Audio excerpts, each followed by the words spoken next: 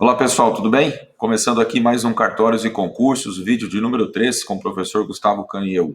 Hoje vamos falar sobre as incompatibilidades e impedimentos para o exercício da atividade notarial e registral. Essas informações que nós vamos dar na aula de hoje, as dicas que nós vamos trazer para vocês, elas são extremamente importantes, especialmente para quem já exerce uma outra atividade e se dedica ao estudo para os concursos de cartório, né? O artigo 25 da Lei dos Notários e Registradores, a 8.935 de 1994, fala a respeito das incompatibilidades ao exercício da profissão. E nessas incompatibilidades, nós vamos encontrar aí a nossa primeira dica ao falar disso, né? Primeiro dizer que as incompatibilidades, elas são absolutas, né? Ou seja, não existe exceção, não existe nenhuma possibilidade de você conseguir burlar essa regra. A atividade notarial registral é incompatível com a advocacia, com a intermediação dos seus serviços, ou com cargos, empregos ou funções públicas, ainda que em comissão. É importante lembrar que, em relação a cargos públicos, melhor dizendo, existem dois tipos, né? Os que são efetivos, o indivíduo que prestou o concurso público para exercer aquela atividade, e os em comissão, né? Em que você é indicado livremente pelo chefe do executivo, ou do legislativo, ou do judiciário, depende de onde você exerce essa função em comissão, para, em confiança dele, exercer uma determinada atividade, que é o que acontece com secretários, ministros, assessores, que via de regra são comissionados, né? As regras de incompatibilidade, portanto, valem tanto para os efetivos como para os comissionados. Isso significa que você deve, antes de iniciar o exercício da sua delegação extrajudicial, se desincompatibilizar dessa função, de uma dessas funções mencionadas no artigo 25. Se você é advogado, tem que procurar a sua subseção para pedir a baixa na sua inscrição, já que você não vai poder advogar sendo notário, sendo tabelião ou registrador. Isso porque, gente, há algumas atividades que nós praticamos, para não dizer praticamente todas, né, existe a participação de um advogado. Algumas delas, essa participação é obrigatória, como é o caso de escrituras de separação e divórcio, escrituras de inventário e partilha. Imagine se você pudesse ser o advogado e, ao mesmo tempo, o tabelião nesse caso. Você iria captar clientes dos dois lados, né? A sua função como tabelião te ajudaria a captar clientes como advogado.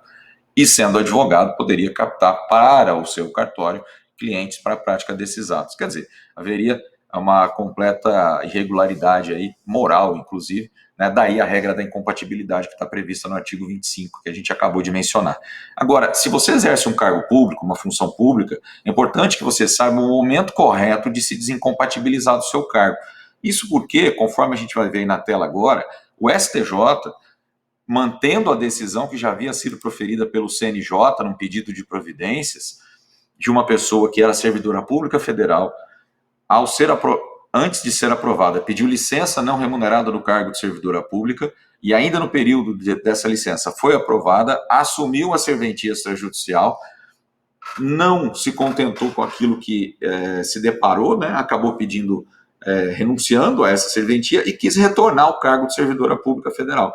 O CNJ baixou o entendimento, né, fixou o entendimento naquela oportunidade, estamos falando aqui de 2017, o caso, julgado em 2018, março de 2018, que a incompatibilidade do exercício da atividade notarial com a de outro cargo público, ela é absoluta, ou seja, o candidato deve escolher entre um e outro, entre um cargo e outro cargo, né? O reconhecimento tácito da escolha feita pela serventia extrajudicial, a escolha da serventia extrajudicial, era um reconhecimento tácito de que ela desistia do cargo que exercia anteriormente.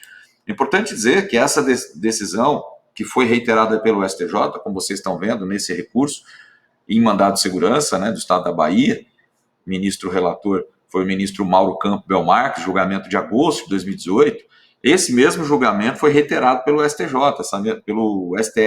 essa mesma decisão. A parte recorreu também para o STF e lá também não obteve, né, sucesso na sua reclamação. Continuou aí a entender o tribunal que o STF que havia incompatibilidade absoluta entre os dois cargos. Então, qual o momento correto de você que exerce um cargo público se desincompatibilizar dessa função quando está prestando concurso para cartório? Gente, veja aí, ó. Primeiro que o início do exercício da atividade notarial e registral é um ato administrativo complexo, né? Ou seja, ele é precedido de uma série de fases. Primeiro você tem que ser aprovado no concurso. Ao ser aprovado, você é investido na função de notário e tabelião. Na sessão de escolha, depois de escolher o seu cartório, você recebe a outorga desse cartório, e aí você tem 30 dias para dar início ao exercício da sua delegação. O momento oportuno, ou o momento em que o indivíduo já deve estar desincompatibilizado, sob pena disso acontecer automaticamente, é o final desse quadro que vocês estão vendo aí, ou seja, o início do exercício. Enquanto eu estou prestando concurso público, eu não preciso me desincompatibilizar da função, seja ela qual for. No momento em que eu vou fazer a escolha do cartório, também ainda não, né? No momento em que eu recebo a outorga da delegação, em tese estaria ali quebrado o meu vínculo anterior. No entanto, se eu não dou início ao exercício da minha atividade, entende-se que ali eu não assumi efetivamente, portanto, abri mão da escolha que fiz no concurso. Sendo assim, eu não comecei a exercer atividade notarial e registral. E aí a incompatibilidade, eventualmente, não se verificaria a perda do cargo ou da função pública exercida anteriormente. Né? Então, muito cuidado aí, se é o seu caso, né, como deve ter sido o caso dessa servidora que eu mencionei. Se você tem um cargo público com um rendimento razoável, lembre-se que a questão não é só o rendimento, né, mas sim as garantias que um cargo público pode ofertar ao indivíduo, como aposentadoria, como férias e 13º, que você não vai ter exercendo atividade notarial e registral. Você é titular do cartório, como a gente já falou anteriormente, você é uma espécie de um empresário. Então você só tem férias se você tiver numa serventia que você tem um número de funcionários que possa fazer ela rodar, ela funcionar sem a sua presença durante alguns dias do ano, para você poder tirar férias. Você não terá 13º, você vai receber a receita dos 12 meses que o ano tem. Então, será que isso, no caso de você que tem já um cargo, uma função pública, você que é juiz, que é promotor, muito cuidado antes de fazer a escolha, muito cuidado antes de dar início ao exercício da sua atividade, porque não há como retomar atrás.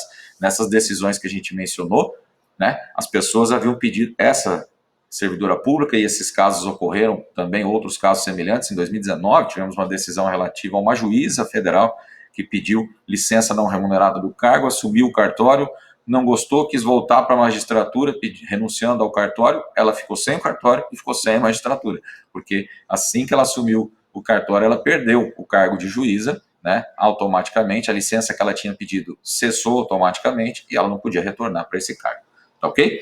Agora vamos então para a segunda parte, que são os impedimentos. Os impedimentos, eles são regras específicas que proíbem os tabeliães registradores de praticarem pessoalmente determinados atos que atinjam ou favoreçam determinadas pessoas.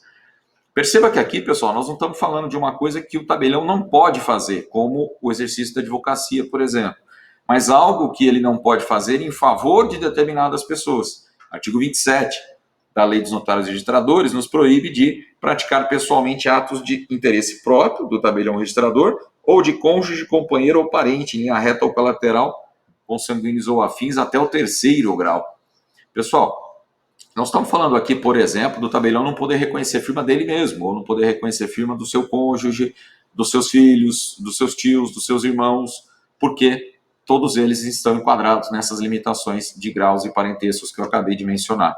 Mas aqui vai a dica importante, essas limitações são do próprio tabelião, ele não pode praticar. Isso não quer dizer, e cuidado que isso já foi peguinho aí em concursos públicos de cartório, isso não quer dizer que não possa ser reconhecida a firma da esposa do tabelião no cartório dele, né? O que não pode acontecer é ele reconhecer firma, mas os seus funcionários podem fazer isso.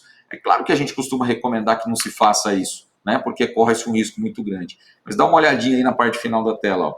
As limitações dizem respeito exclusivamente ao titular da serventia, não se estendendo aos substitutos, escreventes e auxiliares. Eles podem realizar esses atos em relação aos parentes do tabelião e, mais ainda, não existe nenhuma limitação, impedimento de que o escrevente reconheça a firma, por exemplo, do seu cônjuge, dos seus irmãos, dos seus parentes, né? Porque para ele não existe impedimento nenhum. Claro que, de novo, recomenda-se o quê? Por cautela, que se peça aos seus escreventes que não reconheçam a firma dos próprios parentes, que se isso acontecer, que eles tragam os documentos para o próprio tabelião ou que repassem para um outro colega escrevente. Tudo para evitar eventuais questionamentos, ainda que nenhum impedimento nesse caso específico exista. Tá ok? Mais uma vez, obrigado pela atenção, espero que tenha conseguido trazer informações importantes para vocês. No próximo vídeo a gente continua a falar sobre essa função tão importante, tão relevante e que, né, tenho exercido aí nos últimos 10 anos de maneira bastante satisfatória. Muito obrigado e um grande abraço a todos.